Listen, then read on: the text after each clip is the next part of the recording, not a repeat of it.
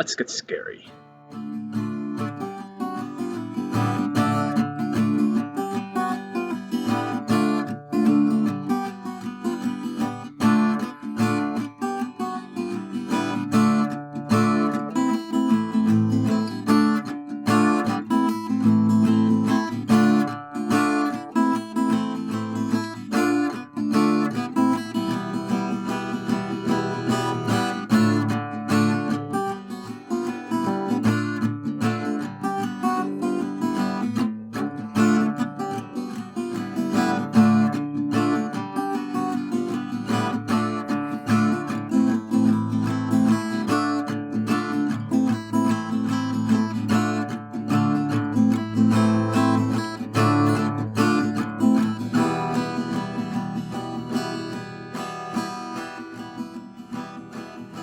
Hello and welcome to Creative Writing Corner. I am your host, author, creative writing coach, and closet vampire, Luke J. Morris. For as long as there have been people, there's been fear. It's part of our survival mechanism, wired into our DNA. But what is it that we're so afraid of? Our ancient ancestors, upon descending from the trees, had to watch out for dangerous unseen predators, from venomous reptiles to trampling mastodons to saber-toothed tigers.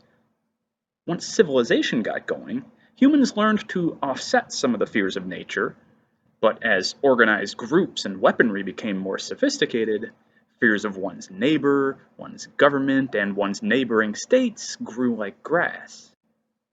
Today, people seem to fear everything, from smartphone cancer to a downturning job market to mean tweets on Twitter. The politicians we vote for, the cars we drive, even the foods we eat all represent potential threats to our livelihoods and our lives. Meanwhile, nature, with its hurricanes, tsunamis, and droughts, continues to terrify us. What is it we're so afraid of? The answer can be summed up in a single concept: the unknown. Think about it. All of your fears, every single one. Your fear of being mugged in an alley, of gaining weight, of flunking a test, of losing a job, of sinking a relationship, of the communazis taking over your country. What do all those fears have in common? They're all about the future. And the future is, by the nature of linear time, unknown to us, psychic powers notwithstanding. Of course, we can also have fears about the present, but not our own present. Our own immediate future, yes, but the only present we can fear is one that we ourselves are not experiencing. We can feel fear for the present for others, fear for what others might be going through at this exact moment. But this, too, is a fear of the unknown. This being the case, why do so many bad novels and horror films try to frighten us with images of a big, ugly monster or a possessed serial killer actively trying to kill the heroes? Yes, we can be afraid for the character's safety when something is coming after them, and the better the author has done her job of making us care about those characters, the deeper that fear will touch us. But once we've seen the threat they face in full, that threat loses a lot of its terror. A known monster can still be scary, but if we can wrap our minds about it, we can process it, address it, and deal with it accordingly. We know what it is and what it will do to us if it catches us. Our imaginations don't have to do much heavy lifting to ramp up our fear centers. When the threat is concealed, though, we can't process it. We don't know what it is or what it will do to us. All we know is that there is a threat and it's serious. Our minds are free to fill in the horrible, gory details. And that's the secret. The mind, in this case your reader or audience's mind, is more capable of terrifying a person than any externally quantifiable threat could be. Look at the classic movie monsters, from Nosferatu to The Mummy to Norman Bates. They were created in a time when limited special effects and strong censorship codes prevented films from showing much horrific imagery on screen. Yet these are horror masterpieces that at the time of their release scared audiences out of their skins. After seeing Psycho, my grandma never again took a shower when she was alone in the house.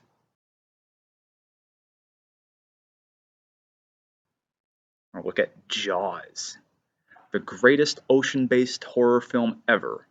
Sorry, James Cameron, the abyss doesn't make the cut. And we barely see the shark. But the thought of the beast beneath the waves, the idea our mind conjures up about it, sends a shiver along the spine of anyone contemplating a solo surfing expedition. My mom still won't swim in the ocean. But what about other iconic horror franchises of the past 4 decades? Movie series like Alien, Halloween, and A Nightmare on Elm Street. Yes, all of these series have had some crappy outings over the years, but each of them started out strong. What made their initial offerings so scary? You can probably pick up where I'm going here. Again, it's the unknown. Yes, we see Freddy Krueger, Michael Myers, and the Xenomorph periodically throughout each of their respective first films, and we learn little things about each of them as the film goes on. But those glimpses are infrequent, the knowledge is incomplete, and the whole package leaves us with more questions than answers. We know the monsters are powerful. We know they're going to attack. And we know they'll do something terrible to the humans in their clutches. But we don't know exactly what they're going to do, or when, or to whom. This is where the suspense comes in. That limited view that the victims and we, the audience, have of the situation creates anxiety. When we know the situation is dire, but we don't see the details, can't wrap our minds around the threat, we have no clear idea what's coming, and thus no way to deal with it. So, in place of a tangible threat, our minds create more horrific boogeymen than any novelist or Hollywood effects artist could ever conjure up. The point is, if you want to terrify your readers, you need to give them 2 and 2 and let them make 4. This is a general rule of storytelling, by the way. I didn't invent it. We'll discuss it in other story contexts at a later date. But give them the victim and the idea of the monster, your 2 and 2, and amp up the suspense, giving the audience time and space to envision the potential results in their own minds. That's your 4. Money shots, that is, full descriptions of the monster, be it a shark, a ghost, a psychopath, etc., and graphic images of the monster in action, killing people, devouring souls, whatever else they do, should be used sparingly and primarily later on in the payoff part of your plot.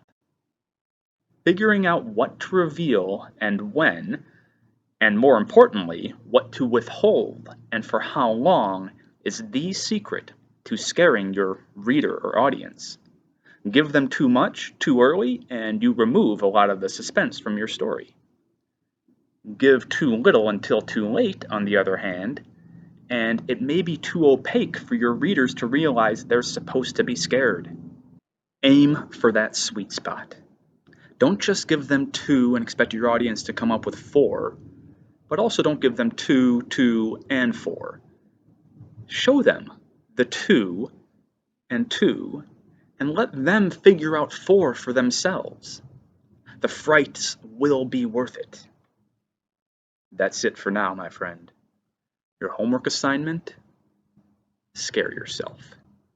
And not with cheap jump scares or gross out imagery. Instead, write a story or a scene that reveals enough to heighten the tension and get your heart pumping. And then keep that suspense rising without relief until the final payoff. What will you reveal, and what will you conceal? Go write something scary. This has been Creative Writing Corner. I've been Luke J. Morris, and until next time, happy hauntings.